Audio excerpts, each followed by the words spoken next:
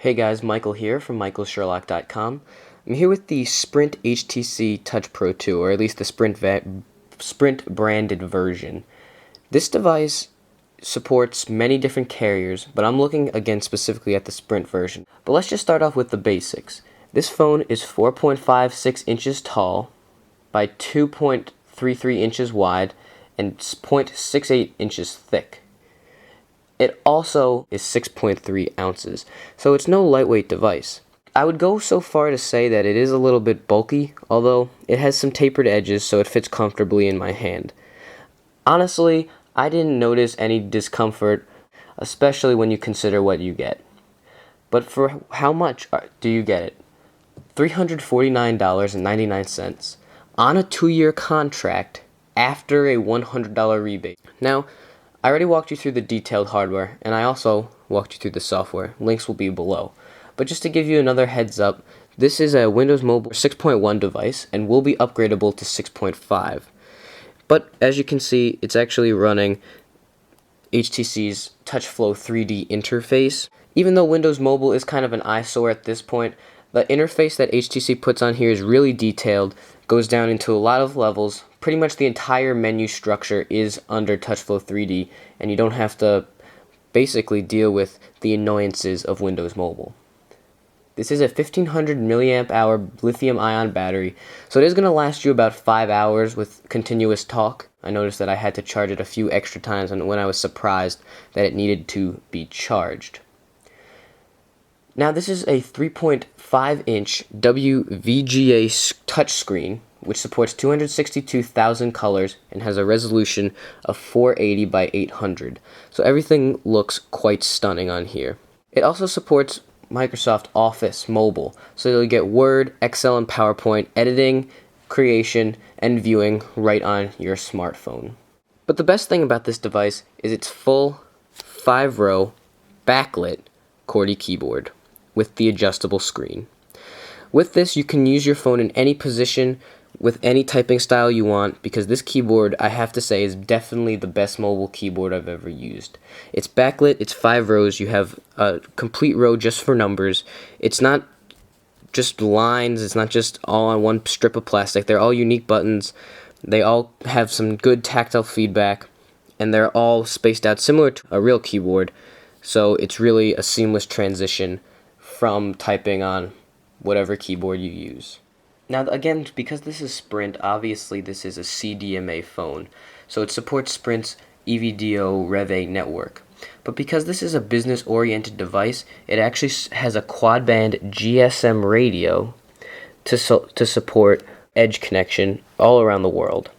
And you can see that that's apparent with the Sprint SIM card in here. And while we're on the back cover, I just want to show you that you have access to your micro SD port once you take off the cover. Now, I just want to give a little disclaimer that I can't tell you exactly how much this is going to cost, because it depends on how much data you use, how many minutes you use, how many messages you send, and it also matters what network you're actually getting it from. O2, Orange, whatever it may be. Internationally, they're going to charge you more for the bit. But also a little disappointment I have is this only supports edge networking speeds, no 3G international, which is kind of a bummer, because as you know, you can't really do a lot of browsing and data intensive stuff on your smartphone on edge connection. So to start off with the good things, this is definitely a powerful smartphone. Everything that you'd expect works well. For instance, calling. Calling sounds really good on this device. Now, on the other end, people did clearly recognize that I was on a cell phone. There was a little bit of echoing in some situations, but overall, it's a really good phone. Email works very well. Additionally, being able to slide quickly and easily through and to just tap on an email to bring it up is a cool transition, although I would have liked to see it move a little bit faster. Messaging in terms of SMS was efficient and quick as well. Basically, this is a Windows Mobile smartphone, so everything that you'd expect on a Windows Mobile smartphone for business users is here. Again, you have Office Mobile, you have an Opera browser, which is nice that they included that instead of Internet Explorer Mobile. You have a PDF viewer, you have everything you'd expect. on a Windows mobile device. Now, it does have its fair share of media options as well. It supports video at 640 by 480 in WMC and MPEG-4 formats.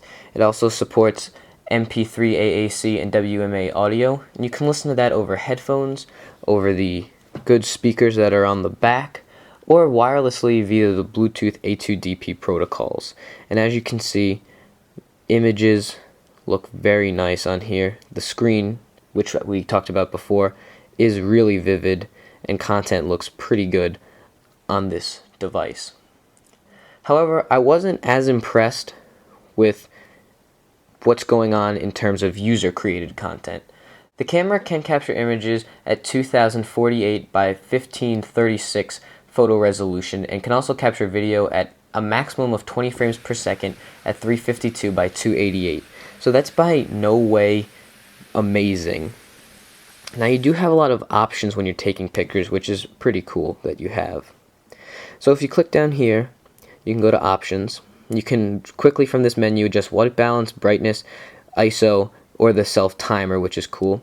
But if you go to advanced, you have many other options. So you can change the resolution, you can go widescreen, add the touch focus, your view duration, you can change the quality, timestamp, backlight, shutter sound, image properties. We'll look at that. So you can change contrast, saturation, and sharpness, as well as effects. So you can add grayscale, negative, sepia, whatever.